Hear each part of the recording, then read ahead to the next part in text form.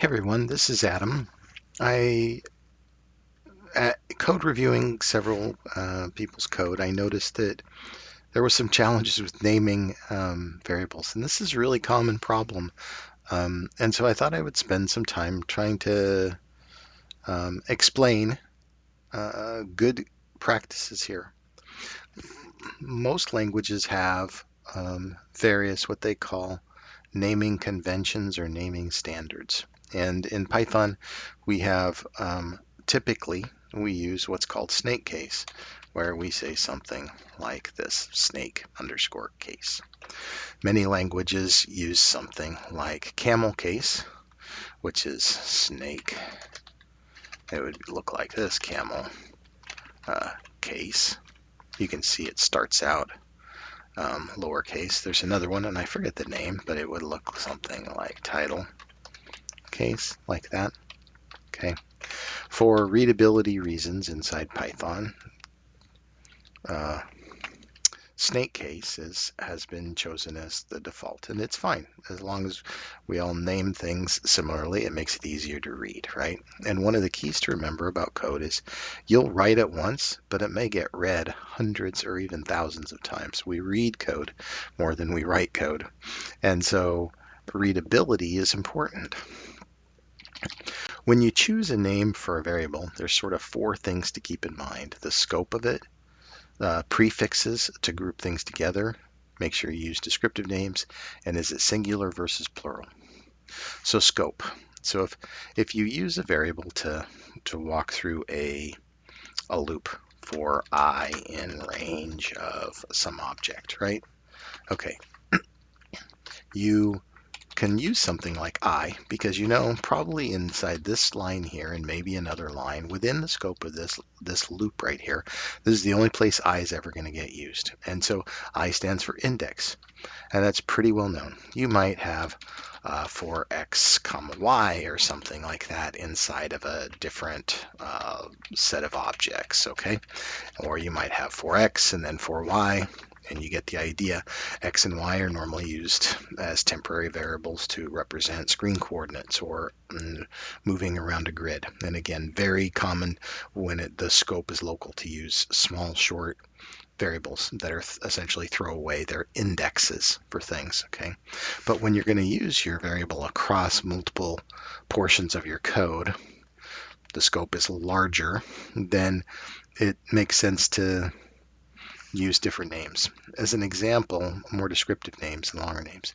So this example here was from our team teach, create two lists, one for the names of the bank accounts, one for balances. And you might be tempted to go name equals and balance equals and now you have two lists.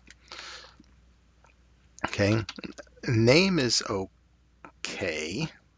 And balance is okay to represent those things, but there's a couple things I would do different here.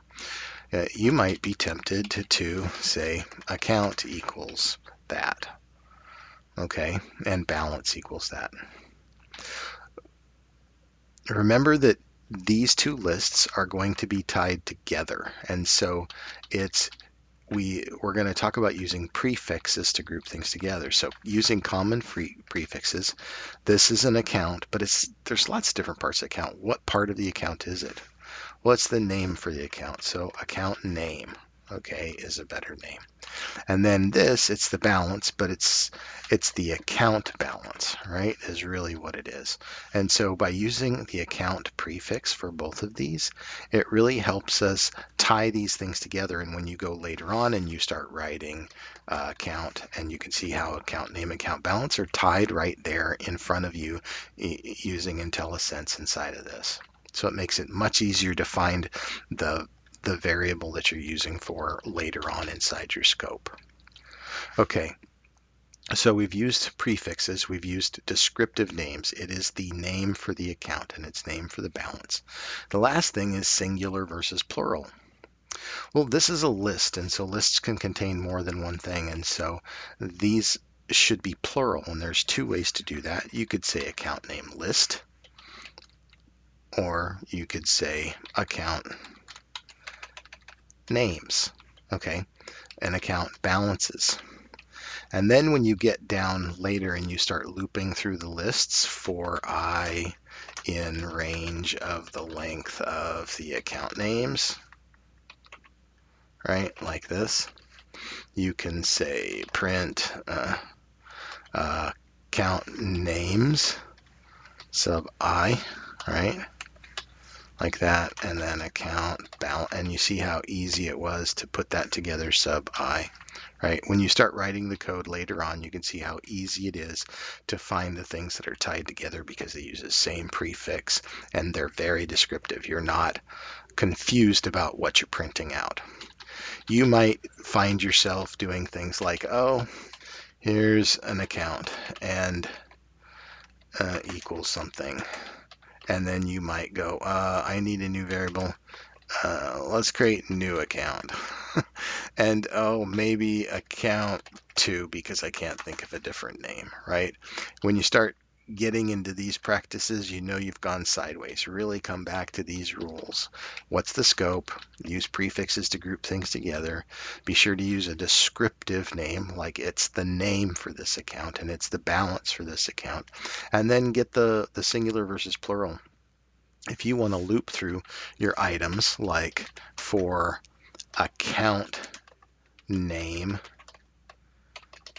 in account names, right, like this, you can see the language in reading it suddenly makes a lot of sense. You could even shorten this for name in account names, and it would still be okay.